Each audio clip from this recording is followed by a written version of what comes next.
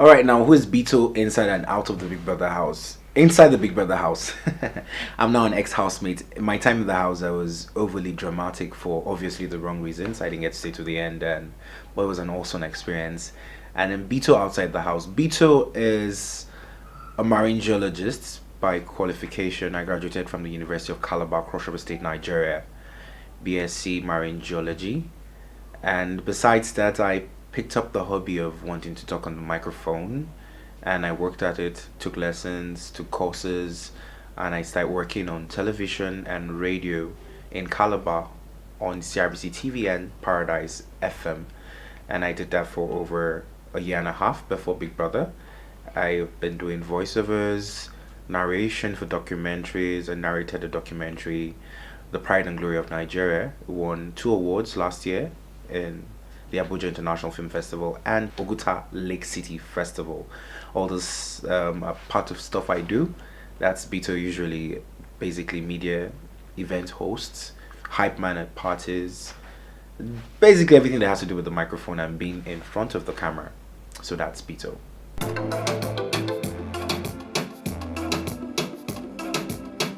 Alright, do I think Big Brother is a shortcut to fame? Sincerely, I don't think Big Brother is a shortcut to being famous. Yes, of course, people say after staying in the house for 85 days, people all across Africa and the world over know your name and they can identify your face. But the process of selections and auditions to getting into the house is quite a very Herculean task. You ask all those housemates who have been successful in their journey into the house, they would tell you that it's not a day's job. No be beans. And they tell you. So obviously you note that people who are in the house have a lot of things in common. So most times people say, oh, these people have godfathers, these people were put on the show because they know some persons or one or two people. I beg to differ. The only thing I think people who are on the show have in common is the need to thrive, the need to be different, the need to excel. And the truth about it is, if you go into showbiz, you're on a big platform as Big Brother, and you don't have a trade you want to sell. Is it your culinary skills? Are you a chef? Are you an OAP? Are you an actor, an actress? Do you do music? Are you entertainment savvy? That counts a lot. So after 85 days in the house, I wouldn't say that's shortcut to fame. Being in that house is a very brave thing to do. You put your life out there for everyone to see. You lose contact with the outside world. No phones, no television, no newspapers. Just you and a bunch of strangers with a lot of tasks in front of you. So it's a no. I don't think it's a shortcut to fame.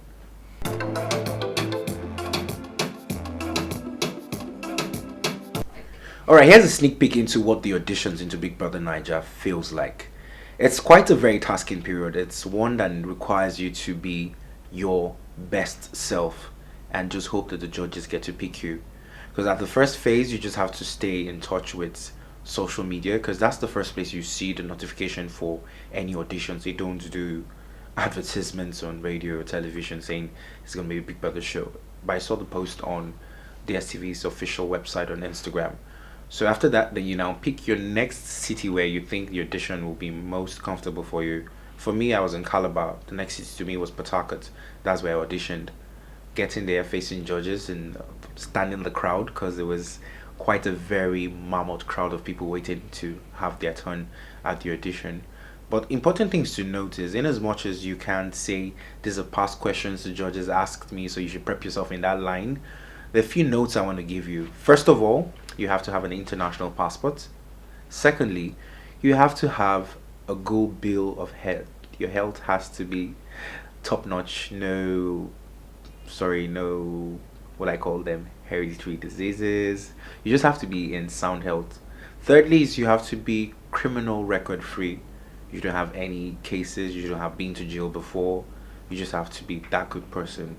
And then fourthly, let's see, you have to have luck by your side. That's an important one. And then you have to be disciplined to turn up for follow-ups and callbacks as and when required. So that's it about the auditions.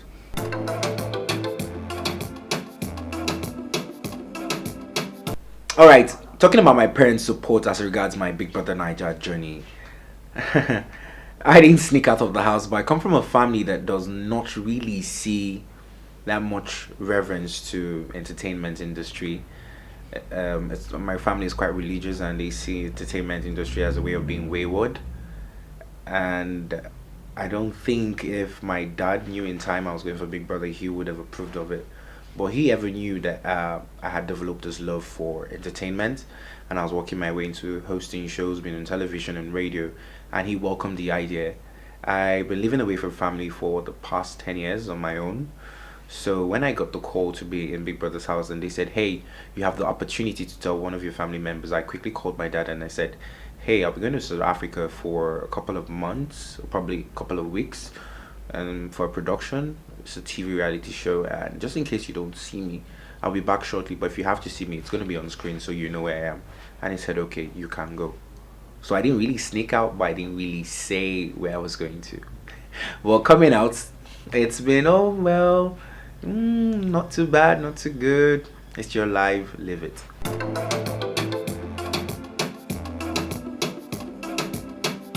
All right, on the question of my least favorites in the house, let's see, did I have any least favorite person in the house or someone I didn't like? I don't think so. I just found some people's characters quite offensive. But in as much as they were offensive to me, I thought about it as it being part of their game plan.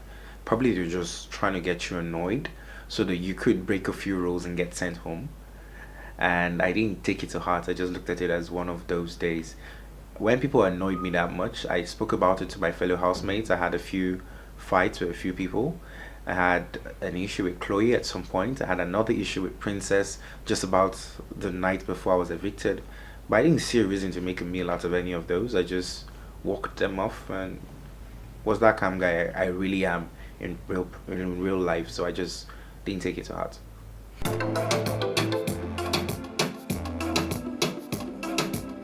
The truth about it is, I can't really say right now who was fake and who was real, because these people are people I just met on the show. I had no knowledge of them before the show. I think I have to wait to meet them after the show and compare what they were inside the house and what they are outside the house to be certain who is fake and who is real. But for myself, people just say, like Princess kept saying, "I met you at the auditions and your time in the house was fake, and you're not the guy I saw in the house. This is more like the you I know. You're more calm, you're more collected." Well, people tend to put up certain characters and do some certain dramatic things because they think it's gonna like either pay off or not pay off on the show. So entirely, people came in with strategies and game plans. So being fake or real is not the yardstick. Is was it a game plan or was it you? So we have to wait for them to come out so I can now come back and tell you, okay, yeah, I think so person is fake.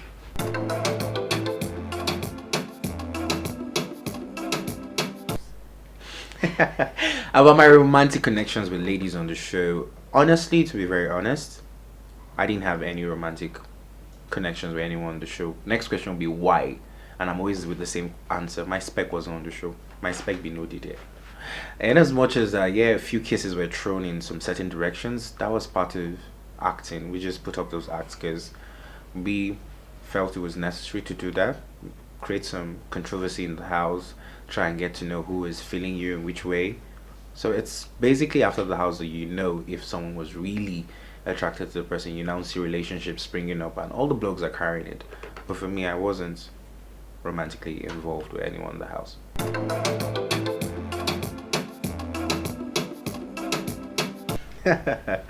All right, first of all, I had made the silent commitment not to get sexual on the show because I don't think it's one of those things I want to do, get sexual on the show, because I'm a very, very ranchy person. But then on the show, if I had to do anything with anybody on the show, all the girls on the show, kind of the girls you would like, they're hot, they're cute, and they're fine like that. But then my spec is that reserved girl who would probably not even be on the show in the first place. I like girls who are more homely and reserved.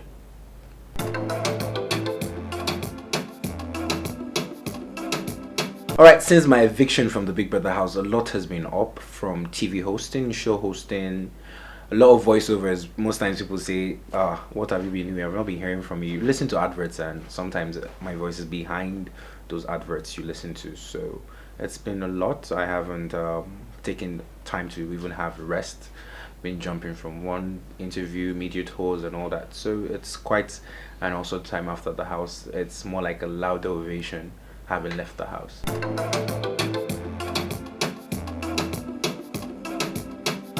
For me, talking about what I'll be doing to stay in the eyes of people, I don't think I'm too keen on always wanting to be out there in your face. If you welcome me into your space, then you'd stay entertained. But for me, it's all about doing what I was doing before the house because it's something I love to do. I want to be able to keep churning out stuff, being able to work out with other entertainers and keep content flowing in your direction that is entertaining. That's the main plan, and it's a long-term plan. It's not something you just look at short term and okay, yeah, I want to be in the studio taking pictures or just jumping around everywhere, being controversial just to stay relevant. I want to be able to do something meaningful, and that's thing being meaningful might not be the everyday thing. It might be once in a while, but trust me, I intend to stay long term. So let's just wait and see. Keep watching this space.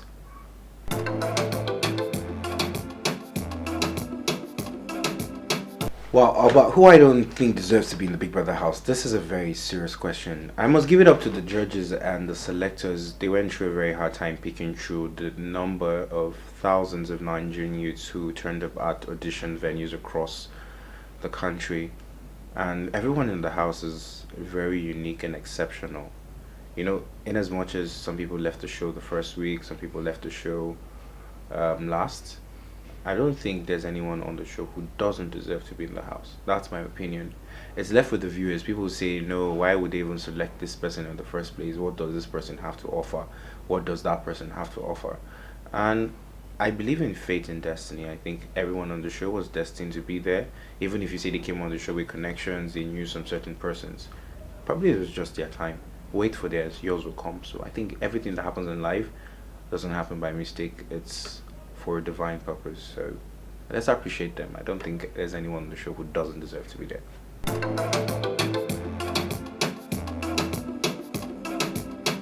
Alright, coming out of the house, I haven't really had time to vote for anyone on the show. Why is that? So it's because I've been busy with a lot of interviews, trying to chart my own course in life, and noting that the show is ending in the next 2 weeks. It's just enough time for you to slow down things and allow things take their natural course. I tell people, when you come out trying to sway votes or trying to influence the voters to vote for your friend who's still in the house, it takes very little to do because most times people have already made up their mind on who to vote for. So you can't really sway opinions.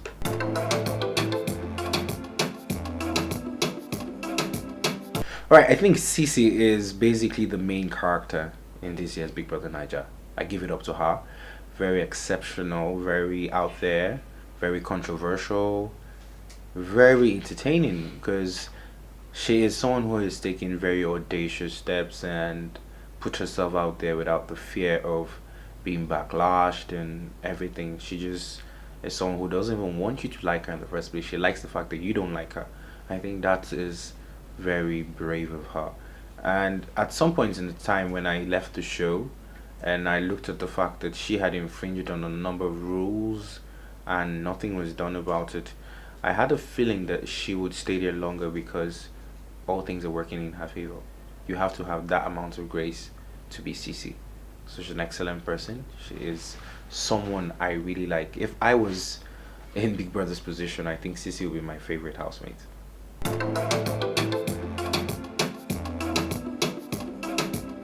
Alright, talking about Big Brother's flaws, I would love to meet him in person, like behind the voice. I want to meet the real Big Brother, be able to look into his eyes and know, bros, how far? Big bros, calm down. Ogbeni Kilo, share.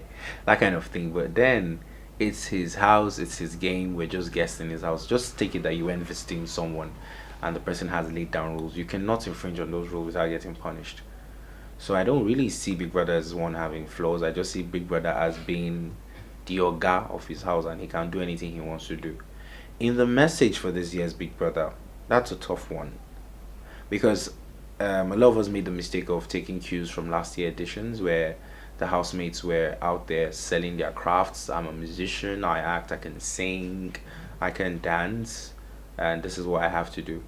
Well, this year I think the story took a twist right from the first day when they said the romance will be televised, double the wahala, double the romance. So I just thought that was a little bit of a constriction to how well we're able to play the game, because the viewers were out there looking for the pairs who were in love, and those were the people the viewers fell in love with. So sadly enough, everyone who did not have a thing going for them relationship wise in the first 3 weeks on the show are no longer in the show. Check the numbers.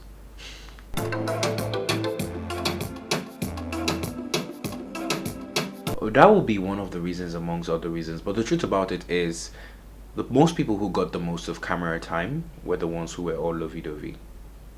I think that's why we were even paired in the first place. People got paired to kind of put it in that light. So for me, I never saw the pairing coming, and I still don't like the pairing. Honestly, I would tell Big Brother any day. That's just messed up.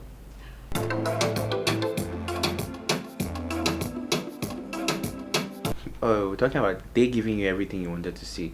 It's about the viewers. It's about the viewers. A lot of people have different opinions about what they want to see on screen. But honestly, I'm talking about the ratio at which people left the show. People leaving the show first because they weren't a thing. There was no team, this, couple goals, hashtag relationship goals. So it was quite difficult. But in as much as you hear people talking about the show and they tell you, oh, I like John because of the way he cares for Juliet. Oh, I like James because of the way he cares for Janet. It's about what they do with their partners, not necessarily how you perceive them as an entity, as a person or an individual.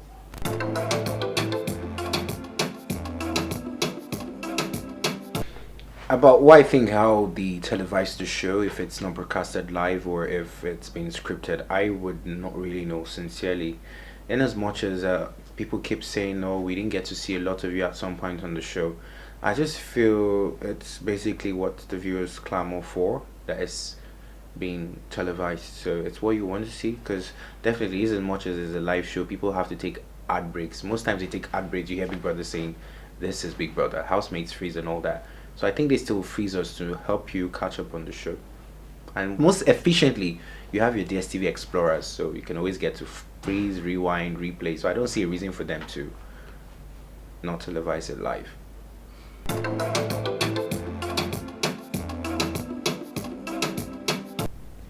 Seriously, for Ebuka, I would have loved to be related to him anyway. I feel like from seriously, he's someone I look up to as regards TV hosting. I want to be able to wear those shoes someday, and I hope I can get to understudy him and work with him for some time. But in as much as I have all those hopes and desires, I'm not in any way related to him.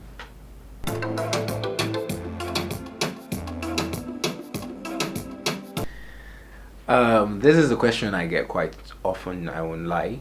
People keep saying, what's the bulge issue? Should get special attention, wear certain outfits and all that. But honestly, I look at it as one of those things in life, like it's the human body. It's very different when we Africans have a certain certain mindset about certain things, and people feel it's too revealing, it's too right now. I just hate to mince words, but it's one of those things. People are endowed in different ways, and what can I say?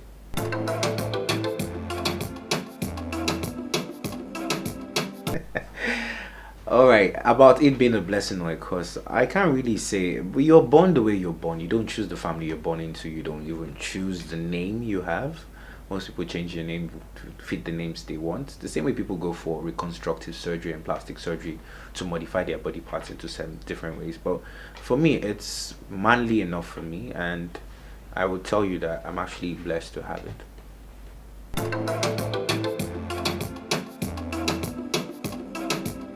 Well, I started taking this tea. They tell you it helps you slim down. The funniest thing is I want to cut down on my guts, my belly. But then the slimming tea is working in other places. So well, let's wait and see.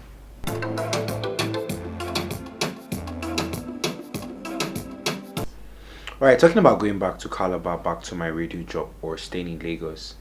In as much as I love Calabar so much, and I know I'm going to still do a lot of stuff with them as regards showbiz and television presenting, I would also like to try Lagos. I want to come to Lagos, feel a different vibe, get a pulse of the entertainment in Lagos, and find out if Lagos is the place for me.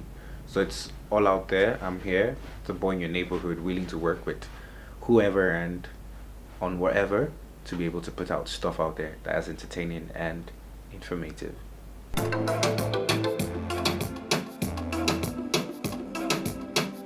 The criteria people look out for before voting for their housemates, that's a very difficult one. I think a lot of people watch the show for different reasons. People watch the show to be entertained, people watch the show to find something dramatic that keeps them glued. So I don't really know. People just vote for who they feel has that thing they look out for on the show.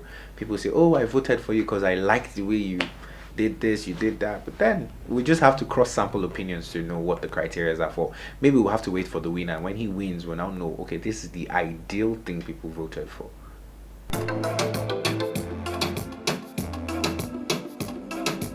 Alright, since my eviction from the Big Brother house, a lot has been up, from TV hosting, show hosting, a lot of voiceovers. Most times people say, what have you been doing? I've not been hearing from you. You listen to adverts, and sometimes my voice is behind those adverts you listen to. So it's been a lot. I haven't taken time to even have rest. Been jumping from one interview, media tours, and all that. So it's quite an also time after the house. It's more like a louder ovation having left the house.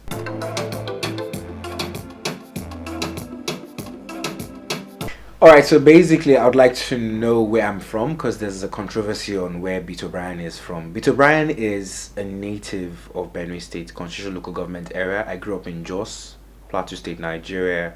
I schooled in Calabar.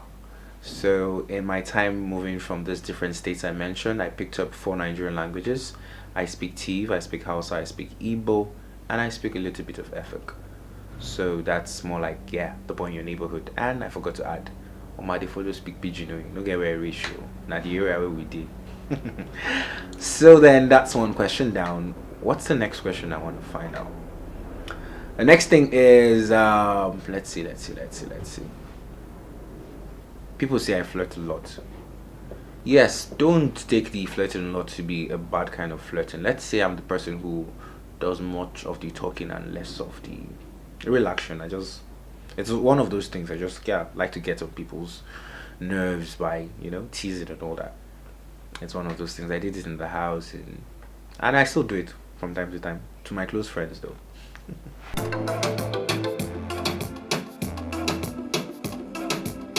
First of all, there's something I don't like. I would never like, and it's very annoying. I just can't understand. I'm not going anti-government right now, but I can't understand how you be in a country and things are going wrong with your people as regards insecurity and nothing is being done about it. Innocent lives are being slain every day. Blood is being shed every day in communities across Nigeria. And it looks like those lives don't matter at all. I don't get, from the just crisis to the killing in Benue to all the insurgency around Nigeria. Are you telling me that these lives don't matter? In the end, people are always, the suspected so and so, the head of Boko Haram has been tactically defeated. When would all this thing end? Tell me. It's very annoying. I don't know if it doesn't annoy you, but if it was your relations, if it was your own people being killed every day by some so-called cattle headsmen, what would you do? And it's annoying to see people don't even care, even up to the federal level. It takes like several calls to have them come and attend to this. When would we put an end to terrorism in Nigeria, to insurgency, to insecurity, to the numbers of lives wasted? When? It's annoying. Something should be done. Something should be done now.